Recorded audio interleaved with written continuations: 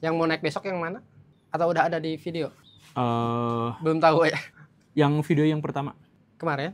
Enggak, video yang pertama hari ini. Oh, Yang hari tadi, ini. yang selingkuh. Selingkuh itu wajar. Anjay.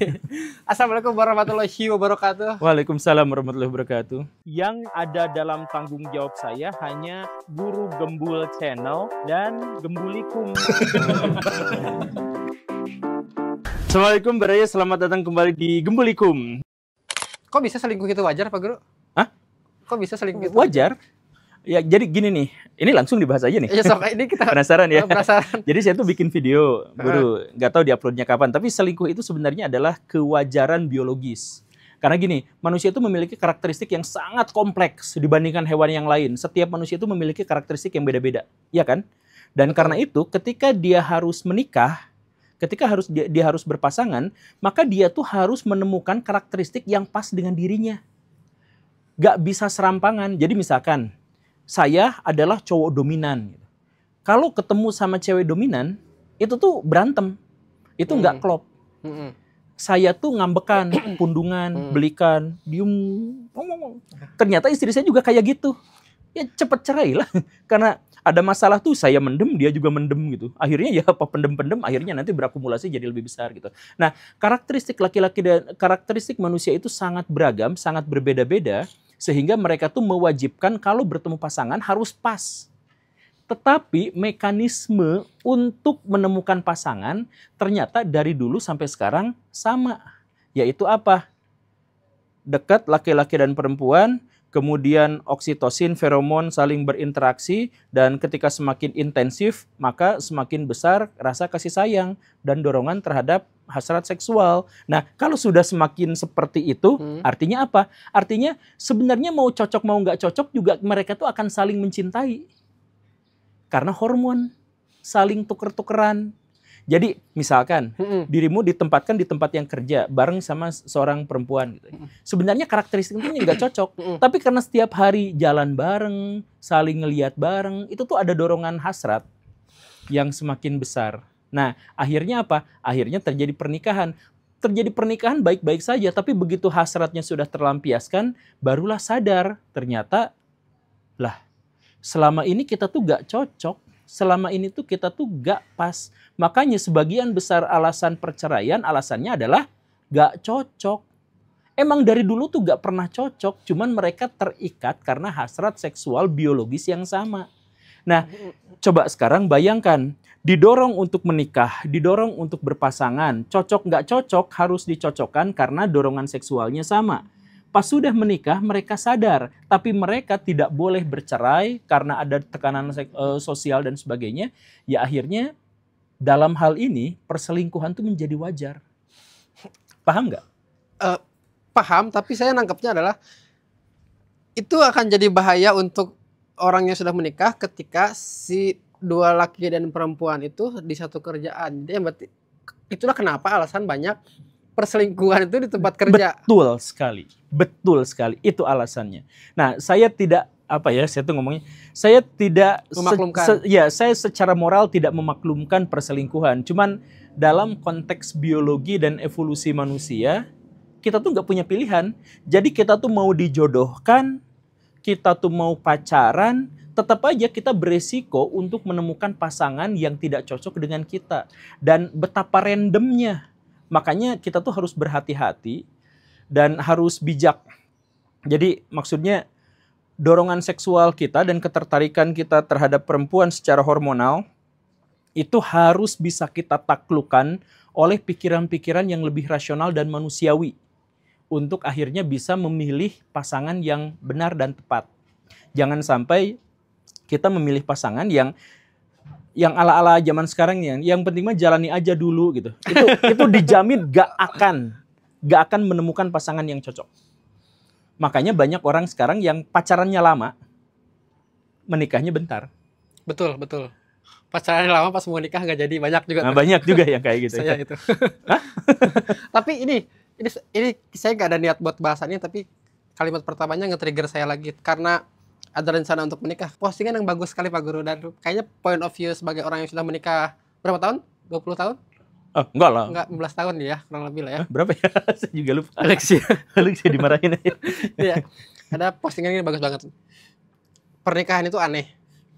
Lu janji selamanya ke seseorang berdasarkan perasaan yang muncul pas otak lagi mabuk dopamin. Iya.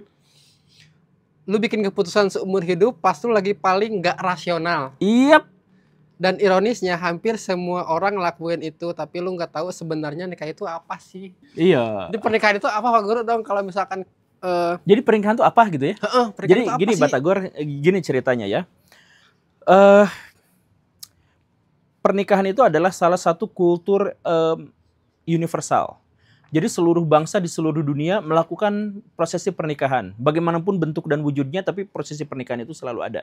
Kenapa begitu? Karena ada yang disebut sebagai parental investment. Di mana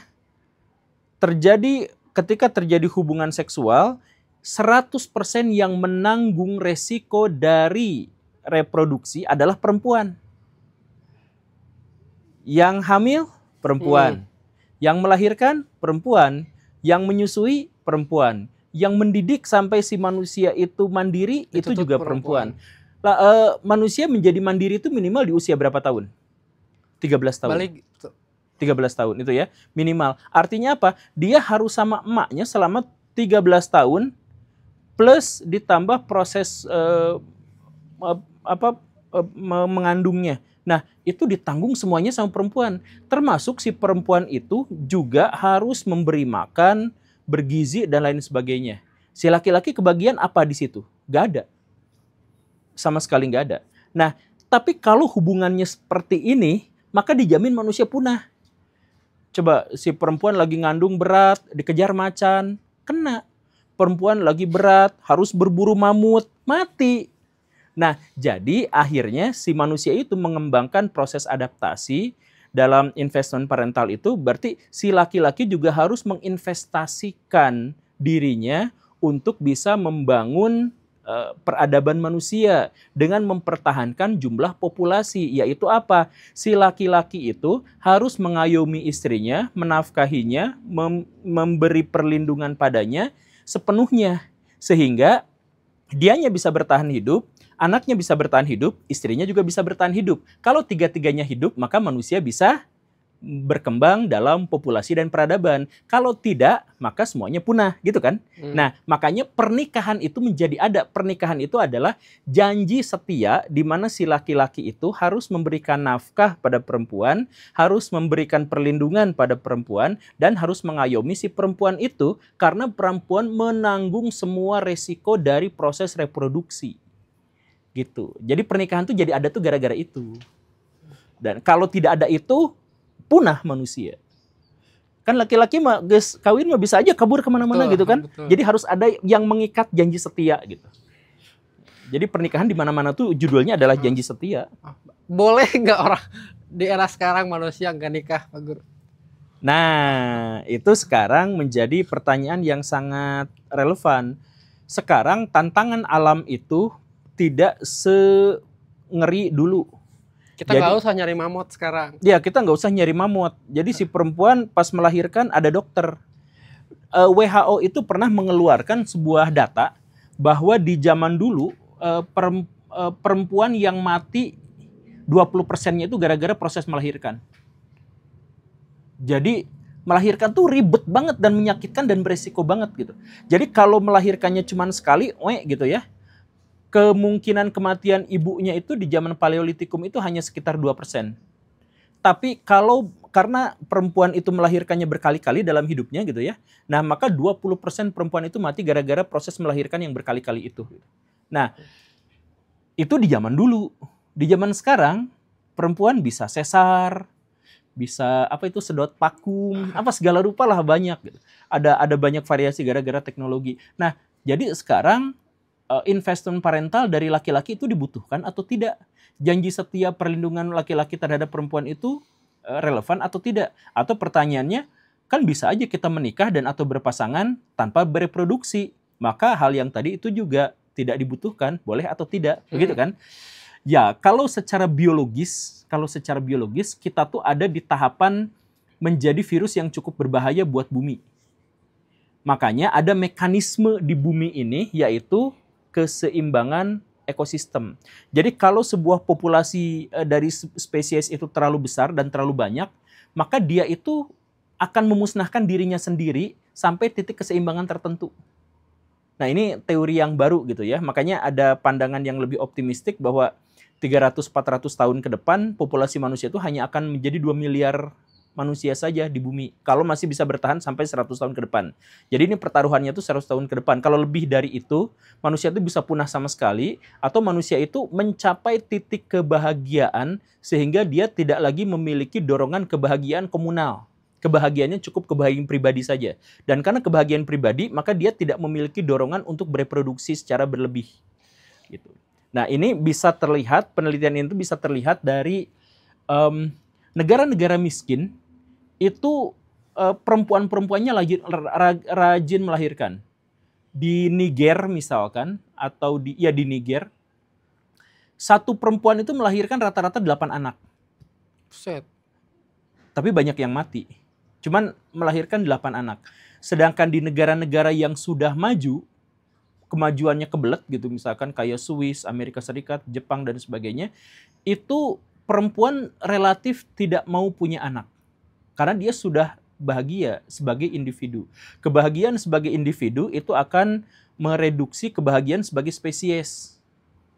Jadi orang zaman dulu nih, ini orang zaman dulu yang miskin-miskin. Hidup menderita. Pas punya anak, apa pesan buat anaknya? Bapak pengen kamu tuh sukses biar nggak menderita kayak saya, kayak bapak, gitu kan? Betul. Iya, jadi kompensasi atas kegagalan hidupnya adalah dia berharap agar generasi selanjutnya yang membawa gennya itu akan bahagia. Nah, coba kalau sudah kaya. Bapak ingin kamu lebih kaya lagi biar nggak seperti, kan nggak mungkin juga. Enggak. Jadi dorongan untuk bereproduksi itu pada akhirnya juga akan berkurang. Nah, gitu. Jadi apakah sekarang pernikahan itu boleh nggak sih orang nggak nikah? Iya, apakah sekarang boleh nggak nikah dan sebagainya? Kalau secara moral silahkan dipertimbangkan, tetapi dalam evolusi secara biologis kita memang akan mengurangi proses reproduksi di negara-negara yang sudah terlalu modern.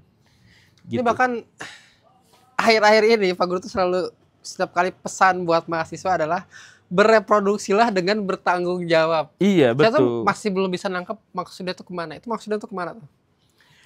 Karena sekarang banyak yang free sex kah atau bagaimana? Di kampus sekarang banyak banget yang free sex antara sesama mahasiswa atau mahasiswa dengan dosennya buat transaksi nilai. Itu lumrah sekali, umum terjadi di mana-mana karena tekanan sosialnya kurang. Perhatian keluarga juga buat yang kos-kosan itu juga menjadi lebih sedikit kan. Kemudian sekarang informasi tentang seksual baik visual maupun auditori itu juga menjadi terlalu banyak sehingga mahasiswa di zaman sekarang itu ya banyak melakukan aktivitas seksual di luar pertanggungjawaban. Nah, ini dampaknya besar dan kita tahu lah ada bayi-bayi yang dibuang lah, kasihan banget kan. Kemudian ada yang dibully. Bayi dibuang, dilakban. Dilakban, iya. Ibu bapaknya joget-joget TikTok tonjok. Iya, ya gitu tuh itu. Jadi mereka tuh gak bertanggung jawab. Jadi ini bencana kemanusiaan sih. Jadi maksudnya orang-orang justru tidak bertanggung jawab atas apa yang dia lakukan. Makanya please khususnya untuk mahasiswa, kalian tuh kan diproyeksikan masa depan itu menanggung beban negara. Utangnya ditanggung sama dia, kemajuan dan kemundurannya ditanggung sama mereka gitu. Karena mereka generasi muda yang di masa depan akan megang Indonesia. Nah, sekarang mereka terlibat dengan skandal-skandal yang aneh-aneh, kemudian hal-hal yang negatif semacam itu kan bisa mengganggu bukan hanya untuk dirinya sendiri, tapi bahwa mereka adalah kader masa depan bangsa. Kalau mereka ambruk, ya bangsa juga bisa ambruk. Makanya saya selalu omong kepada mahasiswa-mahasiswa kalau ditanya ya pesannya apa. Terus sekarang tuh pesannya itu. Iya, bereproduksilah dengan bertanggung jawab ya, please banget. Itu berarti kan bereproduksi ya. Karena saya juga termasuk orang yang galau soal menikah. Kadang statement yang keluar boleh nggak sih nikah tuh karena kemajuan teknologi yang ngebuat hubungan seks tuh bukan hanya buat reproduksi, ya udah selesai buat menyalurkan hasrat aja gitu. Iya, iya itu dorong itu. Jadi Secara moral itu tidak baik ya. Kita tuh harus bikin terus-terusan gitu betul. ya.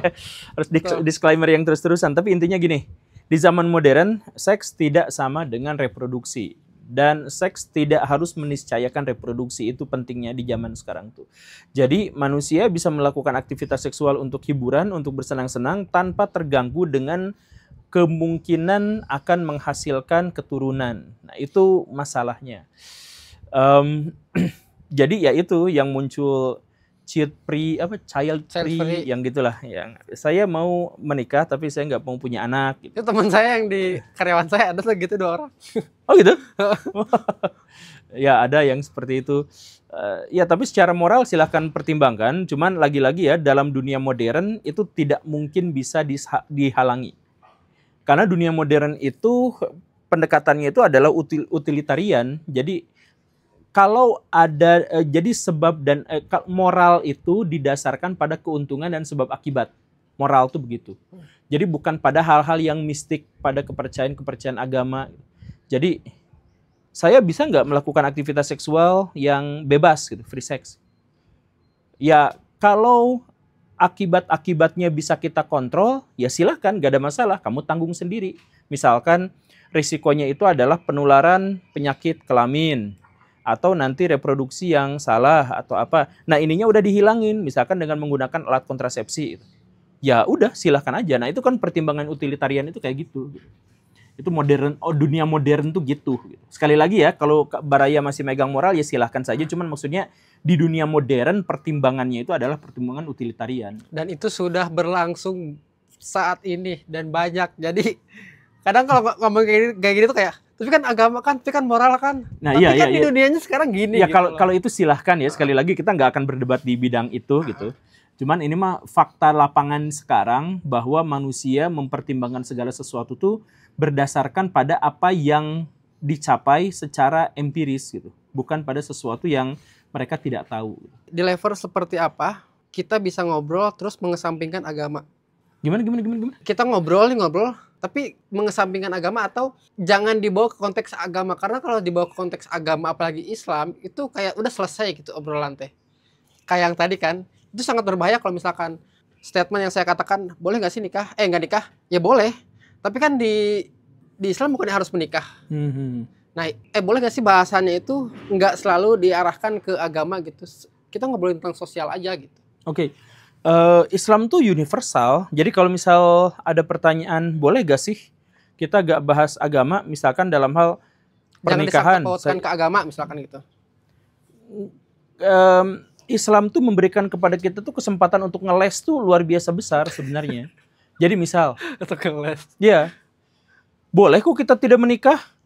Itu Ibnu Jarir At-Tabari, ulama terbesar, penulis buku tafsir terpanjang, dan penulis sejarah Islam yang paling lengkap dan otoritatif, dia tidak menikah. Karena sibuk mencari ilmu. 40 tahun awal sibuk nyari ilmu, belajar, 40 tahun kemudian sibuk belajar dan mengajar. Sibuk mengajar dan menulis. Sampai meninggal gak